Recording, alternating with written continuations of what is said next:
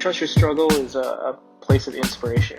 We have these conversations with individuals about the monumental struggles that they've had in their life, what they've done to overcome them, how these struggles and what they've done have kind of helped define who they are today. On this episode, we sit down with motion designer Stephen Krystek. We talk about how he almost got killed by a jaguar and losing his house and then being stuck in LA, his stubbornness to make it work, and putting value to what you do. Stephen has made this all happen by having the mindset of whatever doesn't kill you makes you stronger.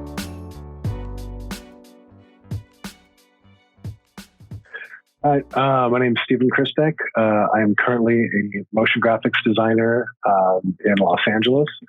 I grew up in Arizona, and I went to college there where I met some guy named Matt. Who was you? The Art Institute of Phoenix, R.I.P. Oh, yes. We should pour one out for good old Art Institute of Phoenix. Yeah. But we met a lot of really good people there and a lot of really good friends and connections, right?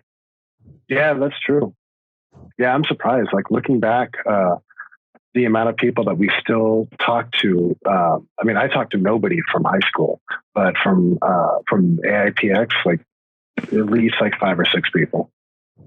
Which kind of makes it sound like I don't have any friends.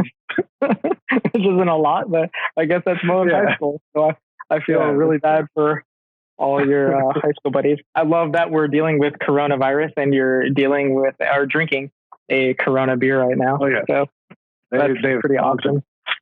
This podcast is sponsored by Corona beer. Yeah, and the coronavirus.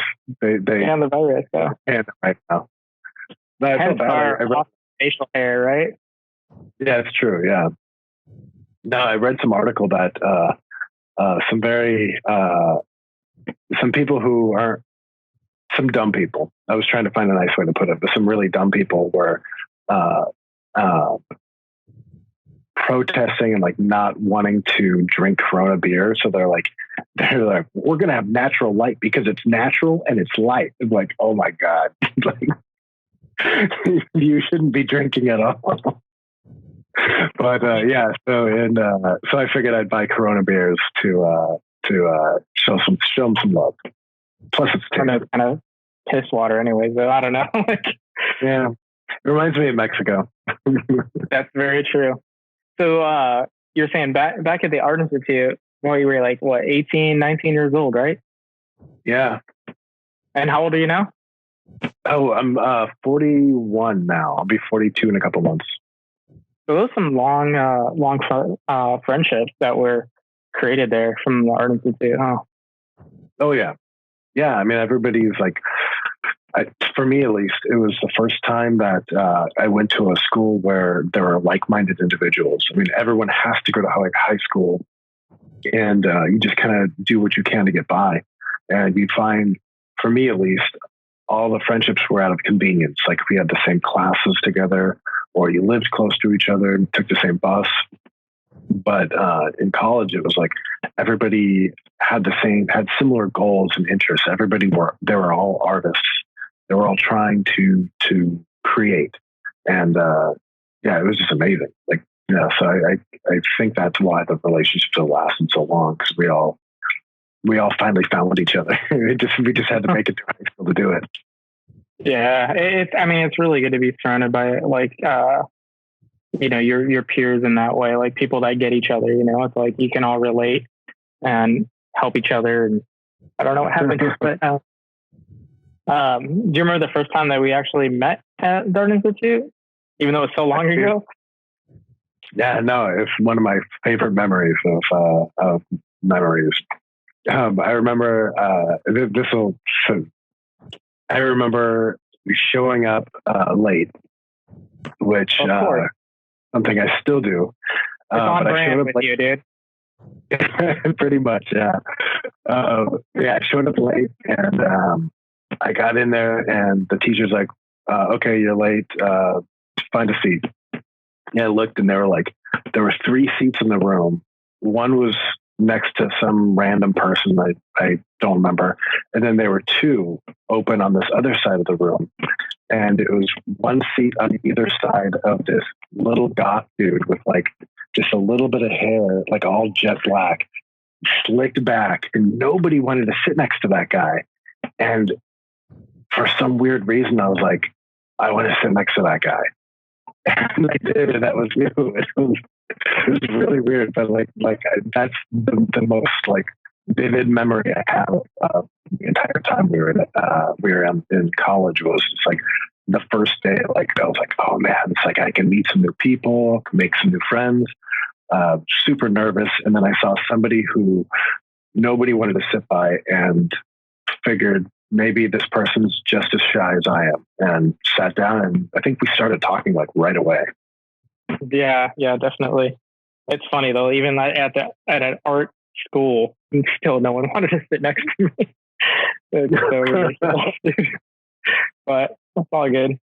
Met a lot of really good people through there. So what are you doing now in your career and out in there in California? Right now I'm doing the title sequence. Well, not title sequences, but like the title cards for movie trailers. And my dream was to come here and be a director, which I'm pretty sure like you either want to be a director or an actor, but everybody's here for the same reason. And I got here, and for some reason I thought everyone would be like, thank God Stephen's finally here, and now we can make all of his movies. That never happened. But I loved making title sequences, so I fell back on that to pay the bills, and then just fell into title sequences, and then that transitioned to trailer titles, and then I got a gig working at Seismic Productions, and I've been there ever since. Been there 4 years now. Nice, dude. Yeah. So for anyone who might be like watching or listening to this, and they're not familiar with any of that title sequences or anything, like, can you explain a little bit about what that is and how they might know what that is? Like the title sequences for movies, some of them are just, text overlaid on top of video footage, and they just kind of, they just show up and fade away, and they just do the bare minimum to show you who's in the film. Then there's some crazy ones like the ones that Kyle Cooper did, like for Seven. Seven is the one that actually like motivated me to start making my own title sequences. Yeah, that was some of the best title sequences like ever. Oh yeah, it was sick. And but like what I love about title sequences like that is that they're almost like mini movies at the beginning of the actual film. And they prep you for the universe that this whole film is in, and they set the tone, they set the pace, and it just blows me away that something so tiny could do so much. And so I fell in love with doing stuff like that. And then for the title cards, it's a kind of a condensed version. You're not really setting the pace or the tone. You're creatively delivering the information that's obligated to be delivered, which sounds kind of sad, like a billing block. There's legal things where you have to have names a certain height or a certain width. You have to showcase certain people, and all these things. So they've got all these rules, and then they have an artist come in and make those rules fun to digest. Nice. And so have you been doing this sort of thing since you graduated working at the Art Institute, or how long have you been doing it? No, I started doing titles in 1999. Oh, no, 2009. Wow. So I've only been doing it for about 11 years. But before that, I owned a small film studio in Phoenix, and we made a lot of short films, but there was one film that we did where a requirement was to have a title sequence, like a really creative one. And we ran out of time and nobody was able to make it.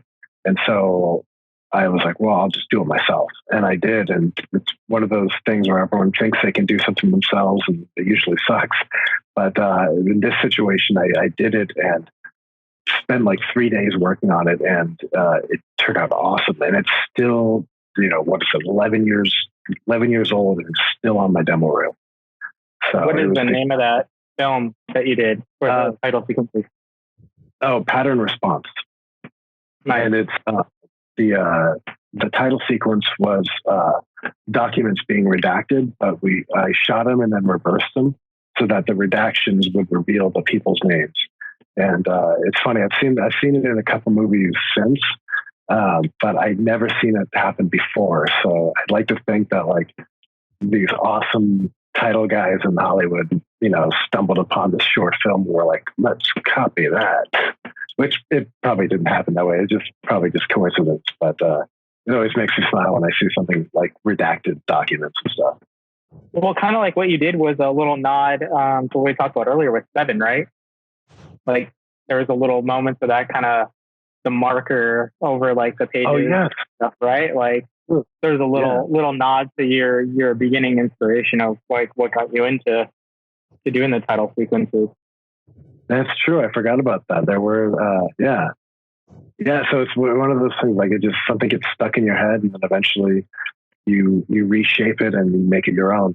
Well, that's what inspiration's all about, right? It's like, you're not ripping it off, but you're getting inspired by something and you do make it your own in your own style or in your own voice, and later on. So it's crazy. That shit's like in the back of your head, and you don't even realize it until later on when it comes out. So. Oh yeah. So I want to kind of get into like the main discussion about, this video series and this podcast and about, trusting your struggle. So, what was that moment in your life that stands out to you right now that you hit a point of you're struggling? I think there was, it was kind of like a couple points that all coalesced together, but it was in, I think 2011. I was planning on living in Arizona, but renting an apartment in LA and going back and forth. And, in the process of that, within like a 2-week span, I got in a car accident in Los Angeles, which totaled my car and like threw my back out. And then my house got foreclosed like a week later in Arizona. So I was stuck and I always thought I was going to have like a backup plan. And that was one of the main reasons I came out here was to test the waters in LA. And all of a sudden I realized like I'm out I felt like I was in like the middle of the ocean just dropped off and my life raft just deflated. And so I didn't feel like there was anything I could do. I was stuck. And so I don't know, I just felt like I had to do something to survive because I didn't even have enough money to make it back to or something. And so I started, So I started like hitting up people, Craigslist, all these things, and just started hustling and trying to get anybody who wanted title sequences or graphics or video editing, anything that I had learned throughout my creative career that I could apply to like help pay the bills. Whether it's like logo design or like a banner or anything, like nothing was too low to not take as long as it kept me busy and kept, the electricity paid or whatever I did. And so at the time you were living in an apartment? Yeah. I was sharing an apartment with 5 other people. Damn. And then your house back in Arizona you were losing your house back in Arizona then too during that same time, right? Yeah. That foreclosed and I lost it. And and then got the car wreck and wasn't able to. I think it took me like a month or 2 to get another car, so I was on foot the whole time after that. But yeah, it was a tough period of time, and it was one of those moments. I'm sure everyone's had it in their lives where they feel like this is it. This is the universe telling me just throw in the towel. Go back home. No one's going to make fun of you because you came out here trying to pursue your dreams and didn't. Nobody's gonna slight you for that.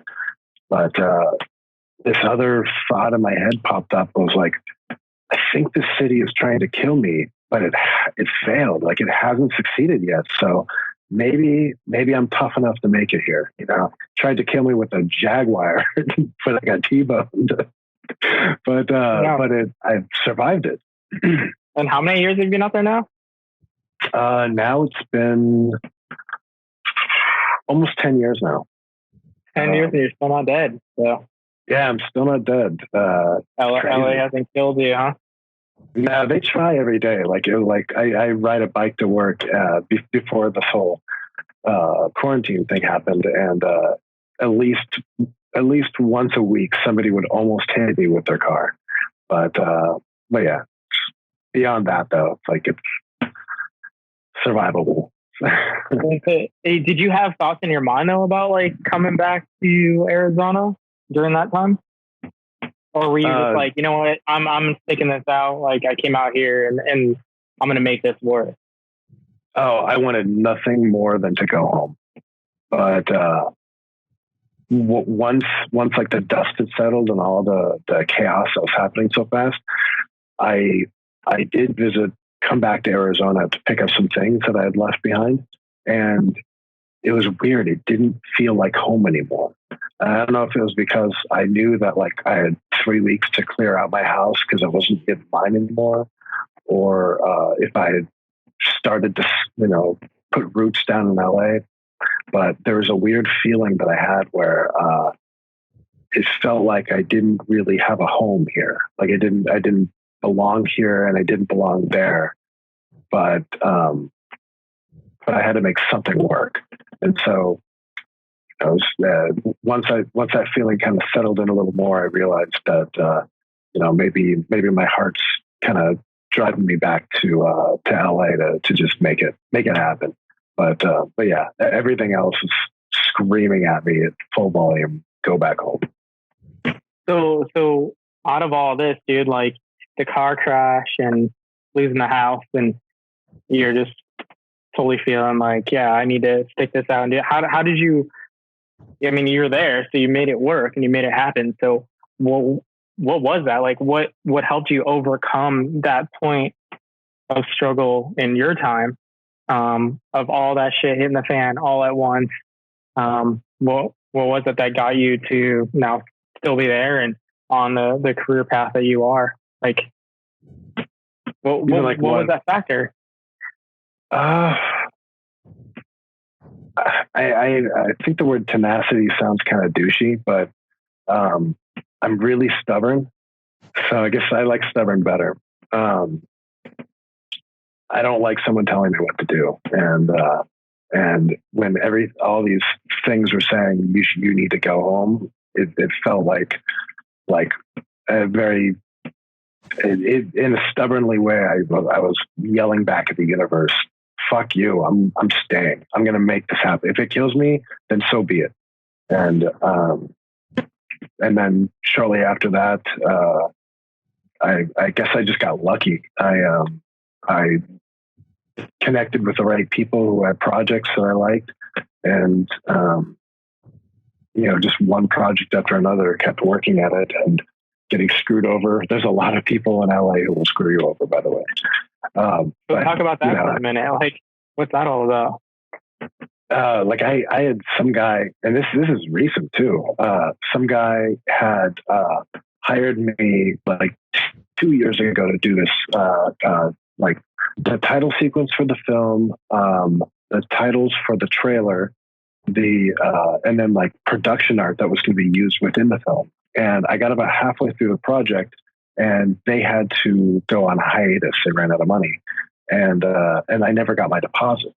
And so 2 years later, they hit me up, and they're like, "Hey, can you finish this project that we've already paid you in full for?" And I was like, "Well, I checked my records, and I was trying to be nice because everybody makes mistakes. Maybe they did, maybe I did, who knows?" And I was like, I checked my records. I never received a deposit. Can you show me from your accounting company the check that you cut to pay the deposit, or what you say, the full amount, which I've never gotten from a client before. I'm like, so show me that, and then we'll talk afterwards. And crickets. Never heard from them again after that. So they realized that. Really quick, hold on. So anyone who's listening or watching, get a fucking deposit and get a contract going. But definitely a deposit before you ever start a project, right? Like, oh yeah, damn, dude. I'm sure you did how many hours of work on that, you know? Probably like 50, I think. It was probably like a good solid week of work. And the only thing that saved me, I think, was that I had other projects and like recurring projects that I was working on, to where I was able to keep afloat by losing a project. But yeah, like I forgot who told me. Somebody gave me some awesome advice. He said, "No, take your rate that you want for the whole project, double it, and tell your client that's the deposit you need. If the client comes back and says that's way too much money, maybe it is. Who knows? But 9 times out of 10, the client's going to say, 'Wow, you're an awesome artist. Here you go.'" It's so weird. Like if you believe that you're worth a certain value, the client will believe it too. And I've noticed that. Like last year, I didn't really want to do this project, and in hindsight, it turned out to be a good project. But I was working on this poster, and I didn't really want to do it. And but I had worked with a client before in the past, and I didn't want to say no. So I just tripled my price. And I was like, well, this is what my going rate is now. And they emailed back and they're like, "Do you take cash?" I was like, "Fuck yeah, I do." So, and then it made me realize though that so Steve dances on the side as well as doing motion graphics and poster. Yes. But like, it made me realize that like the way I perceive myself, the value that I give myself is totally different than the way what other people see my value. Like, and I think that's part of the whole, what's that phrase? The impostor syndrome. Is that like, I think like, okay, well, this logo on average will take me 10 hours. So what's like $100 okay? And that seems okay to me. But in reality, for the client on their end, if you say, "Hey, I can make you a logo for $5,000, the odds are they're going to come back and be like, "That's a decent rate." Whereas if somebody came back and said, "I'll give you a logo for $100, then all of a sudden you've raised red flags for them, where they're like, they don't see value in their work. So they're not going to really give us what we want. And so you can find yourself like losing clients because you're underbidding yourself. Yeah, I mean, yeah, exactly. And those low paying clients are always the worst ones to deal with anyway. So. Oh my God. Yeah. I had one for, I'll never forget this. A logo for $50. And this was back when we lived in Avondale, when we were roommates. A logo for $50. And I thought, okay, it's a quick logo. It might take me a day. That was before 99 Designs, huh? Yeah. It was like, I think I was on the 35th version of the logo, and it wasn't like a rendition, like here's a logo, let's tweak it, and that's version 2. It was a completely different logo. So 35 unique logos into it. And he's like, I still don't feel we're there. And I was like, dude, pick one of those fucking logos and pay me the $50.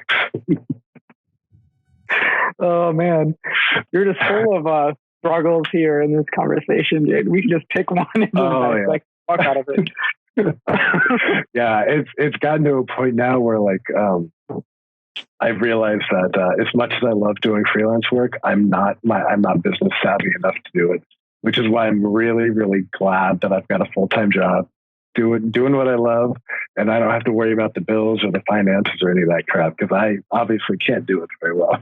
Yeah, and there's a lot of people that are in that boat. You know, a lot of especially in our industry with on the creative industry.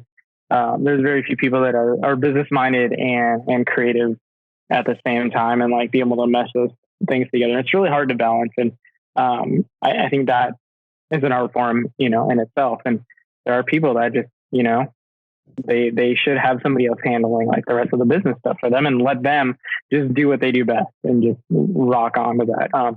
One of my favorite design studios, they're out of Portland, Lincoln Design Company. Some of the most badass illustrators, badass designers, and the guys on their team over there, like that's all they do all day is just they come to work and they grind and they do what they do all day, and they don't have to worry about dealing with clients. They don't have to deal with billing or sending out invoices or proposals or any of that kind of stuff. You know, it's Dan who runs the agency. He's the one who handles all that. So, you know, it's not that's not for everybody, and it's cool and it's really good for you to acknowledge that you get it, like where you fit into the pocket and like where you do your best work. So, one thing I wanted to like circle back on was your that whole LA experience, right? Your big LA struggle of moving to LA and the car accident and the house situation. And you said you were just stubborn as fuck to make it work, right? And so thinking about that is like, that was several years. I mean, that was several years ago that happened. How has that situation helped you to where you are today? Like with everything that has gone on and that point of your life, like that's a monumental point in your life. And you'll always look back at it, no matter how old you are, you always think back. But now looking back at that, can you see like how that has helped to make you who you are today or where you're at right now?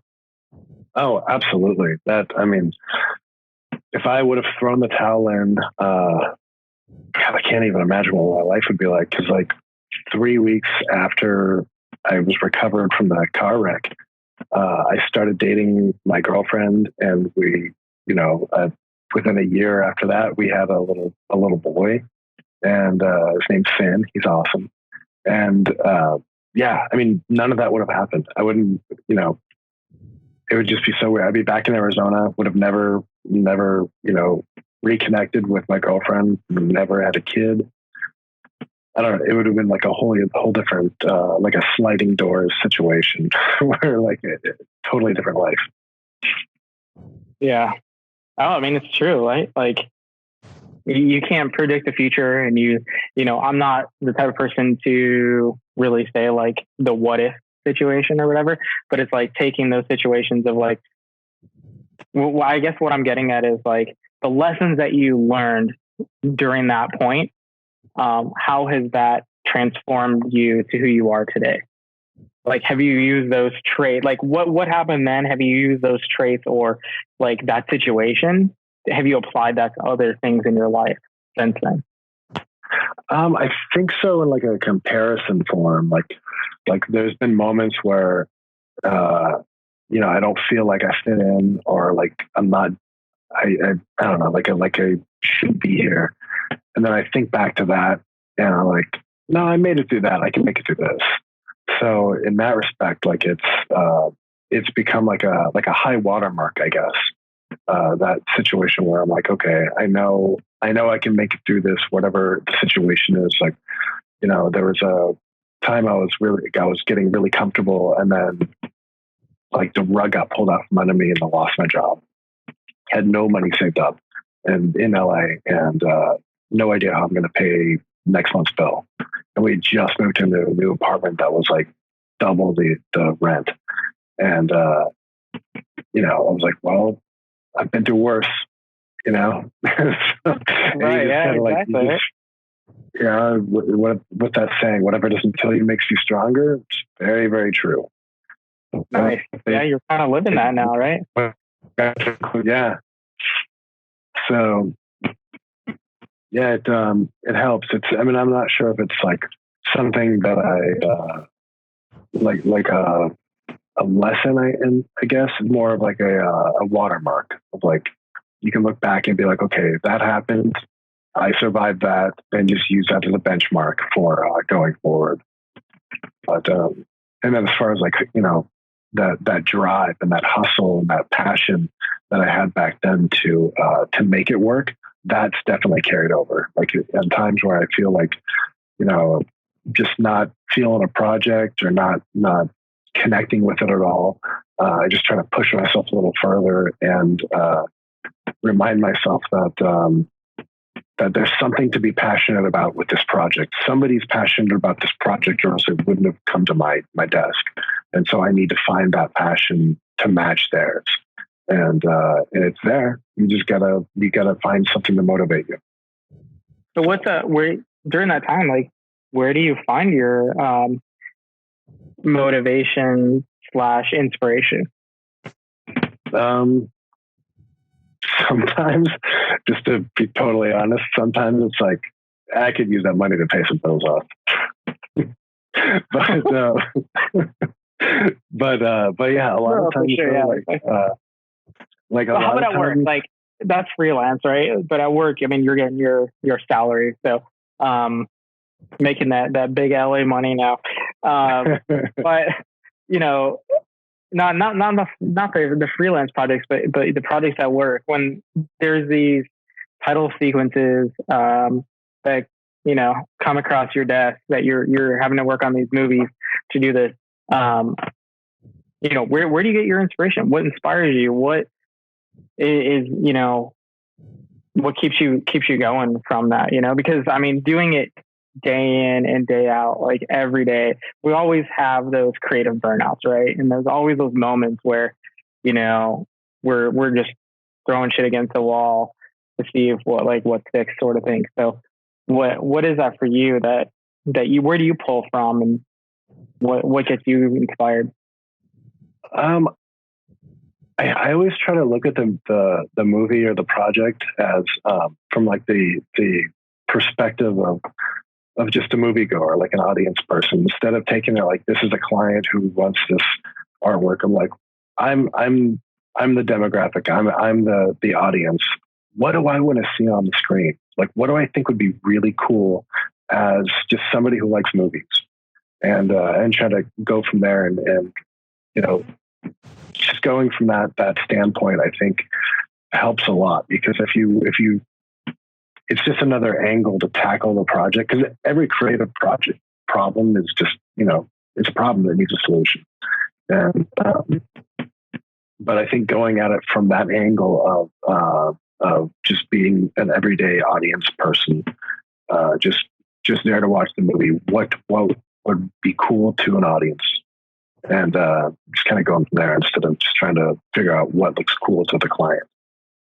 Nice, dude. Like, thanks for saying that, because like with I work in advertising and marketing, and you know, that's the one biggest thing that I think our agency does, is that we really think like consumers. Like, everyone, it doesn't matter if it's like a B2B client or a B2C client, no matter what, we're all consumers, and no matter, in all walks of our life. And so it's so important to be able to be, I guess, empathetic of that audience, whoever that audience might be, and catering to them, you know. Yeah. And I think that there's a lot of people within our industry, speaking like the creative industry, that kind of just do things like for themselves and not think about the end user. And it really is. It's all about the end user. It's how do they emotionally connect to this? How do they interact with it? How do they see something and get that emotional connection, and then possibly share that with their friends and family? I mean, that shit goes a long way and is super impactful. And I think when we do that, that's when we've done our job. Yeah. No, I totally agree. And it doesn't matter, like, with what we do, with you doing title sequences or key art for key art, movie posters, or advertising and marketing. Like, it all is the same, right? We're just connecting with people, and I think that's awesome. I feel like we're really fortunate and really lucky to be able to do what we do, especially after you know, thinking back to you know, the Art Institute days, and this dude coming up to some industrial gothic dude sitting by himself in school, and like what we're doing now. So God, could you imagine if we could find a time machine and go back to that day and be like, oh guys, it's gonna get crazy. So what would you say? what would you say to your old self on your first day of the Art Institute? Like if you were someone who just walked in the room and met your old self, like what would you say? Just focus on the present, enjoy it as much as possible, because you're going to get where you need to go, but you're going to focus too far on what's 3 steps ahead instead of appreciating what you're stepping into right now. Nice, dude. Awesome. Well, I think that's like the best way to close it was with that, dude. I think that's really awesome. So thanks again, Steve, for jumping on this with me and having some beers and talking about all trusting your struggle through this quarantine phase of what we have going on. So thanks, man. Yeah, my pleasure. I'm glad you reached out. This is fun. This is cool. Yeah, it was definitely cool. So if anyone wants to reach out to you, follow you, stay connected, see your work, any of that kind of stuff, like how can they do that? What are your social channels or contact information? I forgot my Twitter handle. I forgot all the weird handles because none of them are consistent. But if you go to stephenkrystek.com, I think they're in the upper right-hand corner of the website. Well, we'll check it out. I'm really up on social media. We'll throw it in the description of the video and in the podcast for sure. But I'll throw all your stuff up in there. But at least I just wanted to let people know. So I'm glad you're on social media, though. At least you just don't know where it's at, but at least it's there. Yeah. Cool. I heard it's on those internets. I think your Instagram is Synthetic Human, right? I think so, yeah. Okay. Yeah, pretty sure. All right, cool. Well, dude, thanks a lot, man. I really appreciate you taking the time out this evening to hang out with me and talk and hopefully inspire some people, man. No, my pleasure. Let's do a virtual toast. Ready? Yeah. Link. I think it worked. All right, dude. I'll talk to you later. All right. Have a good one. Bye.